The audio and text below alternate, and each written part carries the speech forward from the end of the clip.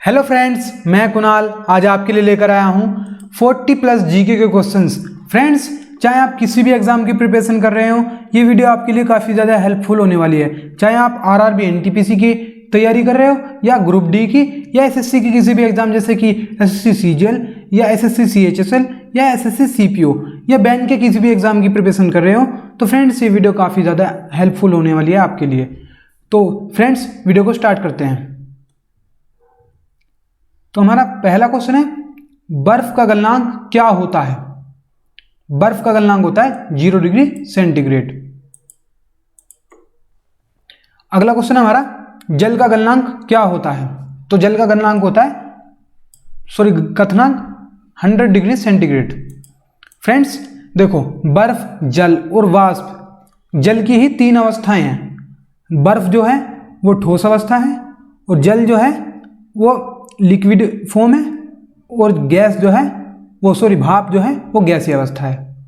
तो फ्रेंड्स, जब भी हम बर्फ को पिघलाते हैं तो जो पिघलने पे जो हमें मतलब जितना मिनिमम टेम्परेचर चाहिए होता है वो उसका गलनांक कहलाता है, और जो हमें जल को वाष्प में बदलने के लिए जो मिनिमम टेम्परेचर चाहिए होता है वो जल का क्वथनांक कहलाता है।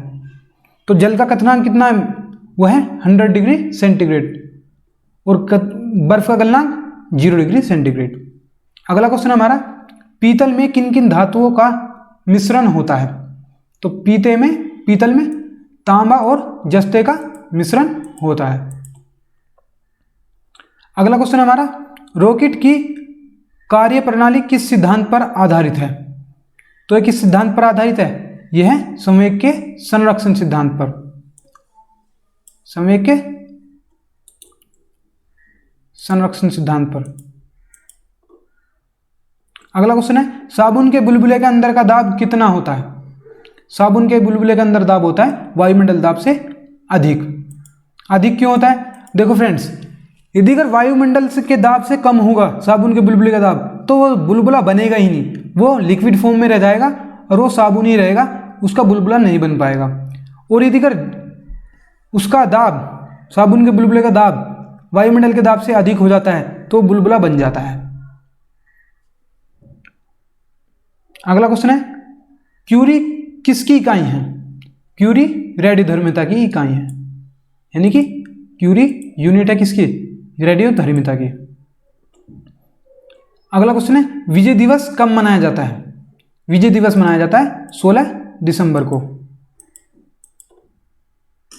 और हमारा अगला क्वेश्चन है, चेंजिंग इंडिया पुस्तक के लेखक हैं? तो चेंजिंग इंडिया पुस्तक किसने लिखी थी? ये लिखी थी मनमोहन सिंह ने। और अगला क्वेश्चन हमारा, समुद्र की गहराई मापते हैं? तो समुद्र की गहराई मापी जाती है फेदोमीटर द्वारा। ये भी इंपॉर्टेंट क्वेश्चन है। अगला क्वेश्चन है हमारा, फुटबॉल में खिलाड़ियों की संख्या कितनी होती है? फुटबॉल में खिलाड़ियों की संख्या होती है 11। कितनी? 11। अब अगला क्वेश्चन है, हॉकी में खिलाड़ियों की संख्या कितनी होती है? ये भी 11 ही है। देखो फ्रेंड्स, हॉकी, क्रिकेट और फुटबॉल तीनों में खिलाड़ियों की संख्या होती है 11 11 11। ये इजी से याद हो जाएगा। अगला क्वेश्चन है, वाटर पोलो में खिलाड़ियों की संख्या होती है? वाटर पोलो में खिलाड़ी की संख्या होती है 7, तो यानी कि वाटर पोलो में 7 खिलाड़ी खेलते हैं। अगला क्वेश्चन है, बेसबॉल में कितने खिलाड़ी होते हैं? बेसबॉल में होते हैं 9 खिलाड़ी। अगला क्वेश्चन है हमारा, बास्केटबॉल में कितने खिलाड़ी होते हैं? बास्केटबॉल में होते हैं 5 खिलाड़ी। और फ्रेंड्स देखिएगा, रग्बी फुटबॉल में कितने खिलाड़ी होते हैं?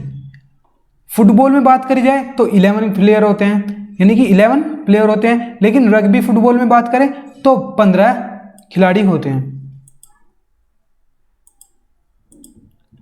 और अगला क्वेश्चन हमारा, वॉलीबॉल में कितने खिलाड़ी होते हैं? वॉलीबॉल में होते हैं 6 खिलाड़ी।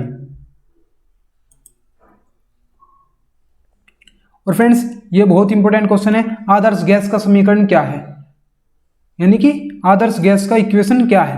तो वो है PV = NRT, P क्या है यहाँ पे? P है संवेग, V वॉल्यूम और T टेम्परेचर। अगला क्वेश्चन है हमारा, पानी का घनत्व अधिकतम होता है, पानी का अधिकतम घनत्व जो होता है वो 4 डिग्री सेंटीग्रेड पर होता है। 4 डिग्री सेंटीग्रेड टेम्परेचर पे सबसे ज्यादा घनत्व पानी का होता है। अगला क्वेश्चन है, फ्यूज तार किस पदार्थ के बने होते हैं? फ्यूज तार शीशे व टिन के बने होते हैं। अगला क्वेश्चन है हमारा, मेलाकाइट किस धातु का खनिज है? मेलाकाइट तांबे का खनिज है। और अगला क्वेश्चन है हमारा, हेनरी की इकाई क्या है? यानी कि हेनरी की इकाई, यानी कि जिसे बोल देते हैं यूनिट। हेनरी की यूनिट क्या है, यानी कि मात्रक क्या है? वो है प्रेरकत्व। अगला क्वेश्चन है, प्रसिद्ध कैलाश मंदिर का निर्माण किसने करवाया था? तो प्रसिद्ध कैलाश मंदिर का निर्माण करवाया था राष्ट्रकूटों ने। और अगला क्वेश्चन हमारा, लेंस की क्षमता का SI मात्रक क्या है? यानी कि SI मात्रक को क्या बोल देते हैं? SI unit. SI unit. तो लेंस की क्षमता का SI यूनिट है डायोप्टर। इसे हम कहां से डिनोट करते हैं? इसे हम डिनोट करते हैं कैपिटल D से। अगला क्वेश्चन है हमारा, जल अपघटन से कौन सा एमिनो अम्ल प्राप्त होता है? जल अपघटन से प्राप्त होता है हमें प्रोटीन। अगला क्वेश्चन है, किस पदार्थ के प्रतिरोध का ताप गुणांक लगभग 0 होता है? तो वो था सिल्वर का।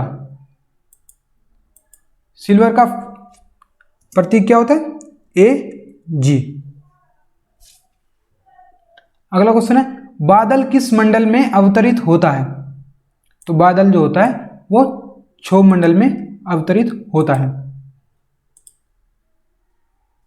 अगला क्वेश्चन है हमारा, दर्पण बनाने के लिए किसका प्रयोग किया जाता है? तो दर्पण बनाने के लिए सिल्वर नाइट्रेट का प्रयोग किया जाता है। अगला क्वेश्चन हमारा, बिना मिट्टी के उगने वाले पौधों को क्या कहते हैं? बिना मिट्टी के उगने वाले पौधे को कहते हैं हाइड्रोफाइट।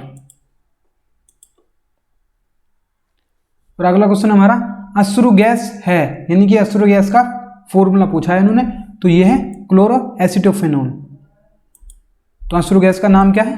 क्लोरोएसिटोफेनोन। अगला क्वेश्चन है हमारा, रेडियो का आविष्कार किसने किया था? रेडियो का आविष्कार किया था G मार्कोनी ने।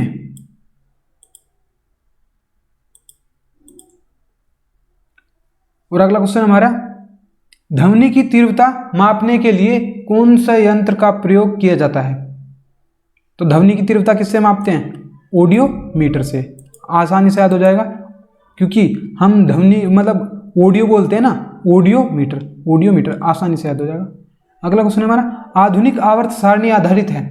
तो आधुनिक आवर्त सारणी परमाणु क्रमांक पर आधारित है, जिसे हम परमाणु संख्या बोल देते हैं। तो परमाणु क्रमांक पर आधारित है या परमाणु संख्या पर। अगला क्वेश्चन हमारा, बैटरी की अवस्था ज्ञात की जाती है। तो बैटरी की अवस्था जो ज्ञात की जाती है वो की जाती है वोल्टमीटर से। अगला क्वेश्चन हमारा, हर्यक वंश का अंतिम शासक था। तो वह था नागदशक। हर्यक वंश का अंतिम शासक था नागदशक। अगला क्वेश्चन है हमारा, अष्टभुजाकार प्रिज्म में कितने फलक होते हैं? तो अष्टभुजाकार प्रिज्म में 10 फलक होते हैं। फ्रेंड्स, हम अगले क्वेश्चन की तरफ चलते हैं। हमारा 37वां क्वेश्चन है, बर्फ को गलने से बचाने के लिए कौन सी अशुद्धि मिलाई जाती है? तो बर्फ से गलने के लिए अशुद्धि मिलाई जाती है क्या, नमक। अब ये नमक क्यों मिलाया जाता है, देखो फ्रेंड्स बर्फ का गलनांक होता है 0 डिग्री सेंटीग्रेड।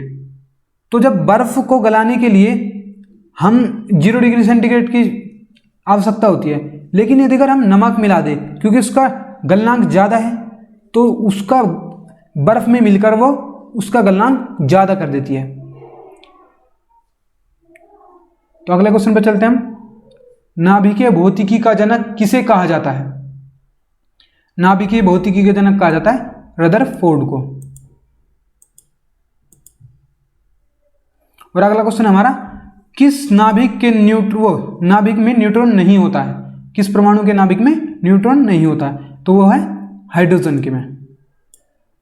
हाइड्रोजन के परमाणु में न्यूट्रॉन नहीं होता है। अब क्यों नहीं होता है फ्रेंड्स, देखो जैसा आपको पता होगा क्या, परमाणु भार जिसे हम ए से डिनोट करते हैं, ए से डिनोट, बड़े ए से डिनोट करते हैं, और एक होता है हमारा क्या प्रोटॉन P, और एक होता है हमारा क्या न्यूट्रॉन। तो ये 3 चीज़ होती हैं। परमाणु भार मतलब क्या, परमाणु भार जो है वो प्रोटॉन और न्यूट्रॉन का योग होता है। तो प्रोटॉन इसमें कितने हैं, प्रोटॉन है इसमें 2, और इसका भार परमाणु भार कितना है, वो भी 2 है। तो न्यूट्रॉन कितने होंगे इसमें, न्यूट्रॉन होंगे 0। तो यही क्वेश्चन पूछा गया कि किस परमाणु के नाभिक में न्यूट्रॉनों की संख्या, न्यूट्रॉन नहीं होता है, तो न्यूट्रॉन की संख्या इसमें 0 होती है। तो यानी कि परमाणु इसमें हाइड्रोजन में न्यूट्रॉन नहीं होता है। और किसी भी परमाणु का ऐसा नहीं है कि उसमें न्यूट्रॉन ना हो, बस एकमात्र परमाणु ऐसा हाइड्रोजन ही है जिसमें न्यूट्रॉन नहीं होते। अगला क्वेश्चन है हमारा, डायोड से धारा कितनी दिशा में बहती है, तो डायोड से एक दिशा में धारा बहती है।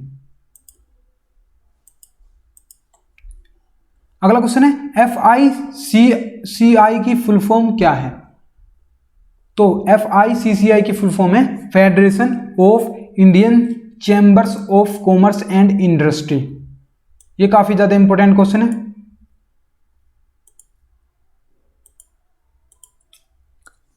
और अगले क्वेश्चन पे चलते हैं। हमारा अगला क्वेश्चन है, FTII की फुल फॉर्म क्या है, FTII की फुल फॉर्म है फिल्म व टेलीविजन इंस्टीट्यूट ऑफ इंडिया।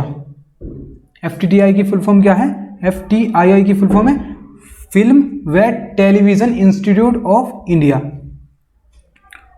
और फ्रेंड्स आज का हमारा लास्ट क्वेश्चन है, हवा में ध्वनि तरंगे होती हैं, तो हवा में ध्वनि तरंगे जो होती हैं वो बिल्कुल लंबवत होती हैं, यानी कि परपेंडिकुलर होती है।